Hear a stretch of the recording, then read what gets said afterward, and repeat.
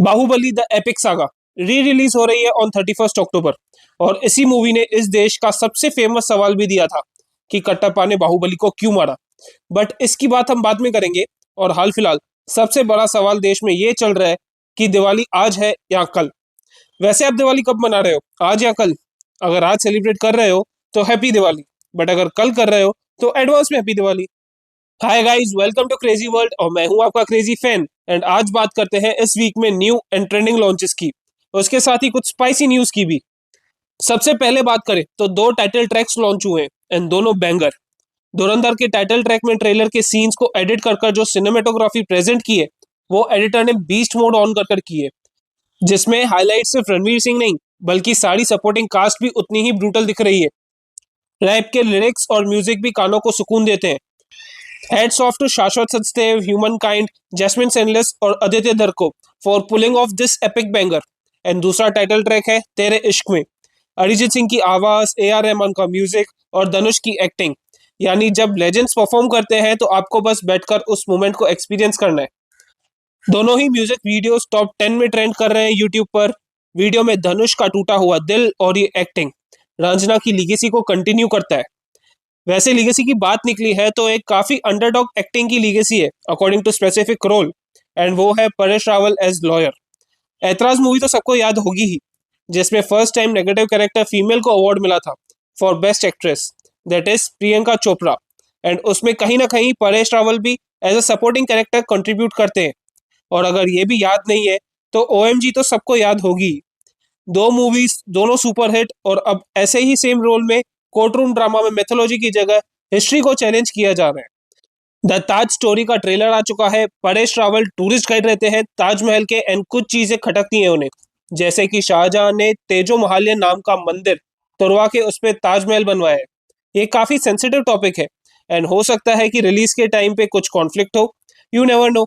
But अगर ये movie कोई एजेंडा बेस्ड नहीं है तो सनातन धर्म के लिए मूवी काफी इंपॉर्टेंट हो सकती है। और जैसा कि परेश रावल कहते हैं कि Taj Mahal is not a symbol of love but a symbol of genocide, ये हिंदू मुस्लिम्स के बीच की टेंशन को भड़का सकता है। ये मूवी रिलीज हो रही है 31 अक्टूबर को, एंड इसी के साथ रिलीज हो रही है बाहुबली द एपिक सागा, जो फर्स्ट और सेकंड इंस्टॉलमेंट को कंबाइन कर कर CGI एंड VFX को थोड़ा एनहेंस कर कर री रिलीज की जाएगी।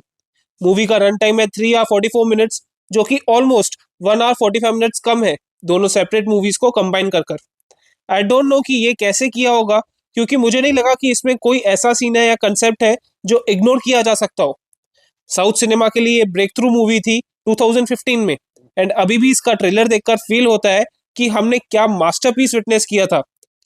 हो सकता है बाहुबली 3 या ऐसा कुछ सरप्राइज हमें पोस्ट क्रेडिट सीन्स में देखने मिले, एंड अगर ऐसा हुआ तो मूवी का हाइप आप बस इमेजिन कर सकते हो। एक और ट्रेलर लॉन्च हुआ जटाधरा, जिसमें सोनाक्षी सिन्हा एक्ट कर रही है as Pishachini and Sudhir Babu as paranormal activist. Trailer देखकर इस मूवी से कुछ खास उम्मीदें तो नहीं है। 2-3 जगहों पे CGI VFX अच्छे हैं, जैसे शिवजी का ये सीन। अदरवाइज सोनाक्षी की एक्टिंग से डर कम, हंसी ज्यादा आएगी। और ट्रेलर देखकर सुधीर बाबू की एक्टिंग पर कुछ कमेंट करना जायज नहीं होगा। अब आते हैं वन लाइनर्स की तरफ। तो साजिद नाडियाडवाला प्लान कर रहे हैं तेरे नाम 2, जिसमें भाईजान नहीं बल्कि फ्रेश फेसेस होंगे, और सलमान फैंस के लिए हार्ट ब्रेकअप से ज्यादा हर्ट होगा।